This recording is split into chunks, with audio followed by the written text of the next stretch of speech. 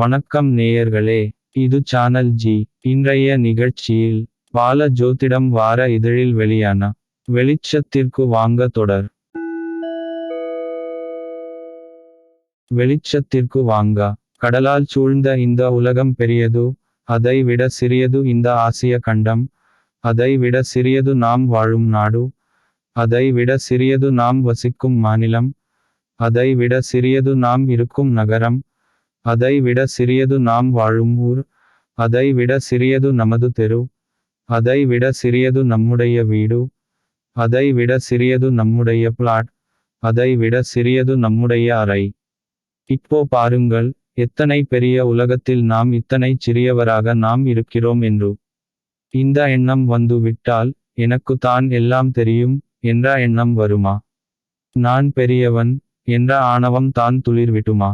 அகங்காரமும் மமகாரமும் அடங்கினால் ஆண்டவன் அருள் அருகிலே கிட்டிவிடுமே.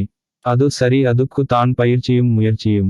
குளியல் அறையில் பாத்டப்பில் குளிப்பதற்கு பெரிய பயிற்சி தேவை இல்லை.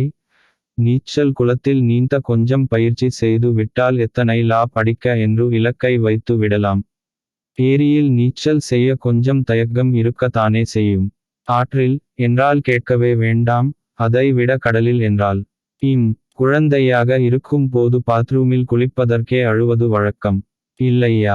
அப்படி தான் சோதிட பயிற்சிக்கு படிக்கும் போது ஆரம்ப நிலையில் கொஞ்சம் சிரமமாக தான் இருக்கும். இதை தாண்டி பயிற்சியும் முயற்சியும் அமைந்து விட்டால் சோதிட கலையும் கைவசப்படும். அதுவும் ஒன்றை ஒன்று தாண்டி ஒன்றை கடந்து நின்றால் அங்கேயும் நமக்கு தெரியாத தகவல்கள் சில இருக்கும். அதனால் தான் 10 வயதிற்குள் சோதிட பயிற்சி தொடங்க வேண்டும். நம்மில் பலர் வயதான பிறகு ரிட்டையர்ட் ஆன பிறகு தான் சோதிடம் கற்றுக்கொள்ள தொடங்குகிறார்கள். அவரவர்கள் வாழ்க்கை முறை அது என்றாலும், நாம் சோதிட பயிற்சி என்ற விதையை விதைக்கும் காலம் 10 வயதாக தான் இருக்க வேண்டும். சில சோதிட சிந்தனைகளை உங்களுடன் பகிர்ந்து கொள்கிறேன். சரியாக உள்ளதா சொல்லுங்கள். நட்புக்கு காரகமாக சொல்லும் புதனே நவக்கிரகங்களில் வலிமையான கிரகம். அதனை விட பலம் பொருந்தியது செவ்வாய், செவ்வாயை விட சனியும், சனியை விட குருவும் பலம் பெற்றவர்கள். குருவை விட சுக்கிரனும், சுக்கிரனை விட சந்திரனும், சந்திரனை விட சூரியனும், சூரியனை விட ராகுவும், ராகுவை விட கேத்துவும் பலம் பெற்றவர்கள். சர்ப்ப கிரகங்களுக்கு ராசி மண்டலத்தில் சொந்த ஆட்சி வீடு கிடையாது, நிழலுக்கு உருவம் கிடையாது. ஆனால் எந்த உருவத்தை வைத்தாலும் அதற்கு நிழல் உண்டு என்பது போல சிந்திக்க பழகிவிட்டால் சர்ப்ப கிரகத்தின் நிலையை புரிந்து கொள்ள முடியும். சர்ப்ப கிரகங்கள் யாருடைய வீட்டில் மற்றும் யாருடைய நட்சத்திர சாரத்தில் இருக்கிறார்களோ அதை ஒட்டி பலன் தருவார்கள். திரிகோணம் அல்லது முதல் கோணம் என்று சொல்லும் 1, 5, 9 இடங்கள், இவற்றின் அதிபதிகள் திசை. இளம் வயதில் வருவது பொதுவாக நல்லது. எல்லோருக்கும் இப்படி அமைந்து விடுமா என்பது தான் $1,000,000 கேள்வி. கோணாதிபதிகள் எப்போதும் நன்மைகளையே செய்வார்கள். இதே போல கேந்திர அதிபதி, நட்சத்திற்கு அதிபதி, ராசிக்கு அதிபதி, லக்கினத்திற்கு அதிபதி, பாதகாதிபதி, மாரகாதிபதி என்று அந்தெந்த துறைக்கு உரிய தலைவர்களை அடையாளம் கண்டு கொள்ள வேண்டும். அரசு நிர்வாகத்தில் அந்த துறை நிர்வாகத்தின் அமைச்சர் போல என்று புரிதலுக்காக வைத்துக் கொள்ளுங்கள். எந்த ஜாதகத்திற்கும் கொடுப்பினை என்பது மாறாது. அது திசை புத்தி காலங்களில் தான் கிடைக்க வேண்டிய பலன்கள் கிடைக்கும்.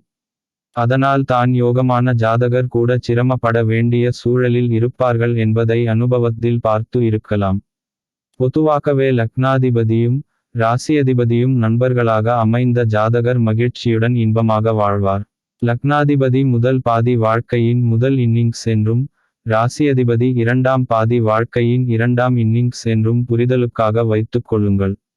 இப்போ பாருங்கள், ஒரு ஜாதகத்தில் லக்னாதிபதி பலமாகவும் ராசியதிபதி பலமில்லாமலும் அமைந்து விட்டால் ஓகோ என தொடங்கிய வாழ்க்கை அச்சோ என்று பின்பகுதியில் வந்து நிற்கும். வாழ்ந்து கெட்டவர்கள் என்று கிராமத்து பக்கத்தில் சொல்லுவார்கள். இதுவே ராசியதிபதி பலம் பொருந்தியும் லக்னாதிபதி பலம் இழந்தும் அமைந்து விட்டால் முதல் பாதியில் எதுவும் கிடைக்காது. அது கல்வியோ அல்லது பொருளாதார மேம்பாடோ இப்படி எதுவும் கிடைக்காது. தோல்வி மேல் தோல்வி, தொட்டதெல்லாம் நஷ்டம் என இருக்கும். ஆனால் பின் பகுதியில் பணம் புகழ் வந்து கொட்டும், தர்ம சிந்தனை மேலோங்கும், வள்ளல் பட்டம் கூட வந்துவிடும். அப்படி இருந்த அவரா இவர் என்று சொல்லும்படி இருக்கும். சரிங்க ஜி. லக்னாதிபதியும் பலமாக அமைந்து ராசியாதிபதியும் பலமாக அமைந்து விட்டால் என்று கேட்க நினைக்கிறீர்கள் புரிகிறது. அவர்களுக்கு பிறப்பு முதல் இறப்பு வரை கஷ்டம் இல்லாத நிலைமை என்று அமைந்துவிடும். லக்னாதிபதி நீசமாகி ராசியதிபதியும் நீசமாகிவிட்டால் வேண்டாமுங்க, இப்படி யோசித்து பார்க்கவே கஷ்டமாக தான் இருக்கு. இவர்களுக்கு கடவுள் நினைத்தால் மட்டுமே வாழ்க்கை என்று ஒன்று இருக்கும். இந்த கிரகம் இப்படி அமைய வேண்டும் என்பது இறைவன் கொடுத்த வரும். கிரகங்களுக்கு ஆண்டவன் போடும் சட்டம். இதை திருவருள் ஒன்றினால் மட்டுமே நேர் செய்ய முடியும். பல முறை சொன்னது போல நவ கிரகங்கள் ஆண்டவனின் ஆணையை ஏற்று நடத்தும் எக்ஸிகியூட்டிவ் ஆஃபீஸர்ஸ், அவ்வளவுதான்.